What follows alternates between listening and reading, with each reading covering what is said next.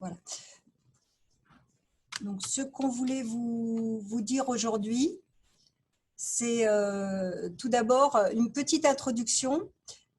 En cas de problème sur la base, il faut nous contacter. Donc, si vous voulez annuler, modifier ou préciser une demande de fichier éditeur, n'hésitez pas, il faut absolument nous contacter ou bien modifier un dépôt ou bien intervenir sur la base avec des données qui ne sont pas forcément exactes. Par exemple, vous essayez de clore une demande en faisant une déclaration alors que vous n'avez pas fini l'adaptation, ou voilà, de faire des choses qui ne sont pas exactes. Et si vous les mettez dans la base, ça va fausser un petit peu les données. Donc, il faut vraiment nous appeler ou nous écrire dès que vous avez une question ou vous sentez que voilà, vous n'utilisez pas la base de façon optimale. Ça nous permet d'intervenir avant qu'il y ait trop de nœuds dans la base. Et une fois que c'est fait, une fois que voilà, les données sont entrées, c'est beaucoup plus compliqué.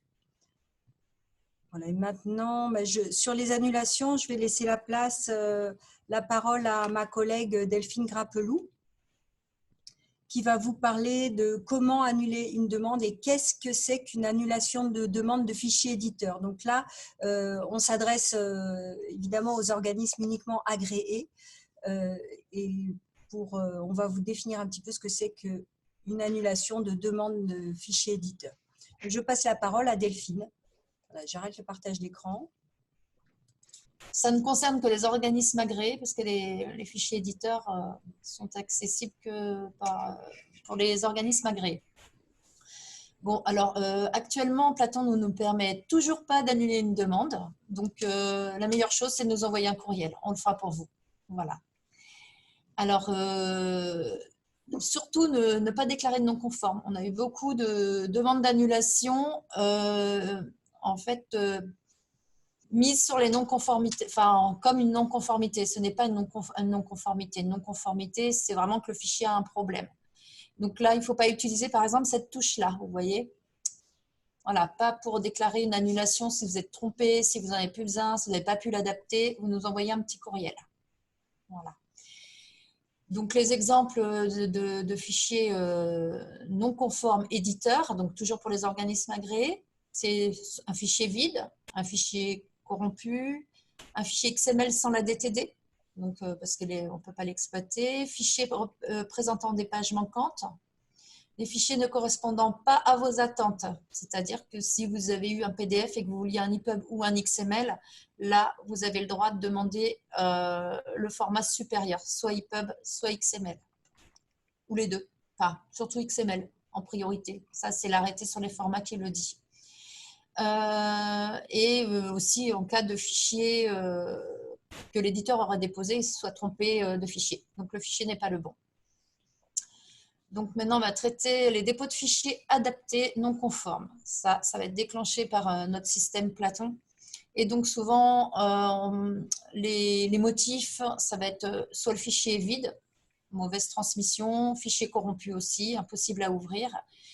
Et soit il y a un problème de nommage dans le titre et il contient des accents, des apostrophes ou des E dans l'eau. Voilà, ça c'est... Là, j'interviens, cela concerne les inscrits comme les agréés. Oui, voilà. Les inscrits comme les agréés déposent des fichiers adaptés. Oui, voilà. Pour les fichiers adaptés, ça concerne tout le monde. Donc maintenant, je crois que la suite du diaporama concerne tout le monde. Comment traiter un dépôt non conforme? Donc là, ça, on parle des fichiers adaptés. Donc, vous allez sur votre page d'accueil. On vous a fait un beau petit copie d'écran. Vous allez dans l'onglet « Mes dépôts » qui est là. Et ensuite, vous allez atterrir sur cette fenêtre.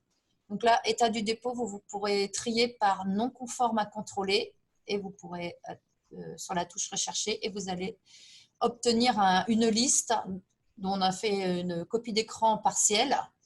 Voilà ce que vous allez avoir, non conforme, bon, le N, le titre, etc. Là, il y a une petite touche, c'est ce que vous voulez. Vous pouvez voir le détail du dépôt, c'est sa notice bibliographique. Et là, il va falloir utiliser la case de refuser le dépôt parce que le fichier est endommagé ou erroné. En fait, il est non conforme. Et donc, ensuite, une fois que vous aurez cliqué sur refuser, je vous ai mis un petit pense-bête, les organismes qui utilisent principalement le FTP.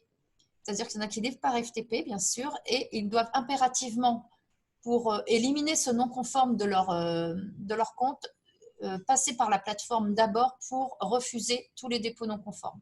Ensuite, ils pourront relivrer sur leur FTP avec le tableau de nommage est bien nommé et remettre dans dépôt adapté. Pardon. Oui, je voulais dire que ces fichiers non conformes vous sont mentionnés dans votre compte Platon, mais ceux qui utilisent que le FTP ne le verront jamais. Voilà, alors, donc il faut de temps en temps les voir ou nous, on va vous alerter. En fait. On vous enverra certainement un petit courriel. Donc, refusez le dépôt. Une fois que vous aurez cliqué sur ce petit bouton, la petite croix, vous allez avoir quel fichier est non conforme. Donc là, c'est un format doc en exemple. Et là, je vous ai mis quelques exemples de motifs. Voilà, vous pouvez mettre, parce qu'il va falloir mettre un motif obligatoirement avant de pouvoir valider et refuser. Donc là, suivant le cas, vous pourrez mettre fichier corrompu, nous procédons à un dépôt d'un fichier de remplacement, etc. Fichier erroné. Nous procédons à un nouveau dépôt ou fichier lacunaire. Il se peut que vous n'ayez pas d'autres choses à nous livrer, donc vous pourrez mettre nous ne possédons pas d'autres fichiers par exemple.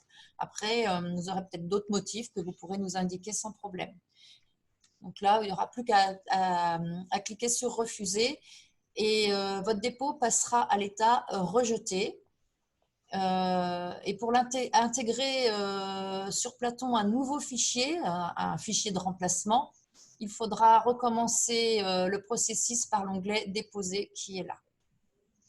Bien déposé par FTP. Voilà, donc ça donnera ça. Votre dépôt sera bien à l'état rejeté.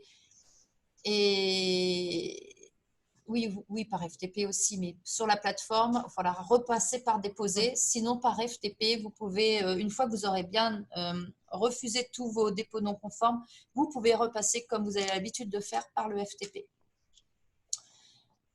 Voilà, je vous ai mis, maintenant tout est prêt. Une fois que vous avez bien le dépôt rejeté, vous pouvez être sûr que tout est prêt pour que vous puissiez télécharger le fichier de remplacement.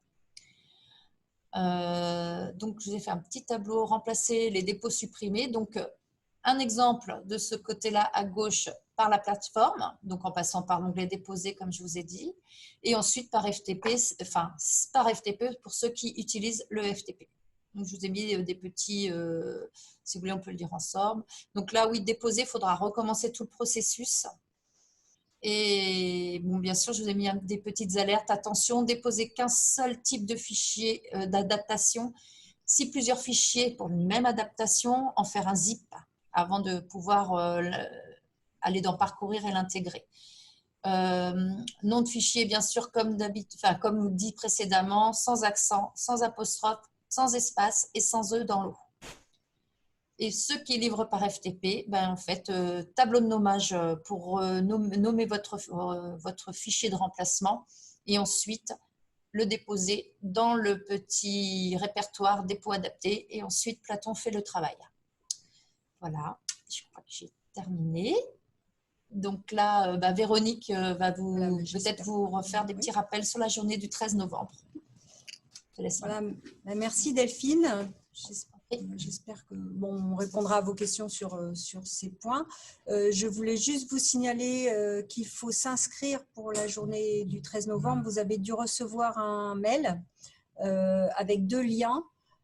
Un lien pour s'inscrire le matin, qui est la séance plénière avec le ministère, notre service informatique et puis le centre Exception Handicap qui vont vous faire différentes petites interventions. Il faut s'inscrire, que vous vouliez y assister en présentiel ou en ligne. Il faut vraiment éditer des billets pour qu'on ait votre adresse mail et qu'on puisse vous envoyer le lien vers la vidéo le jour même.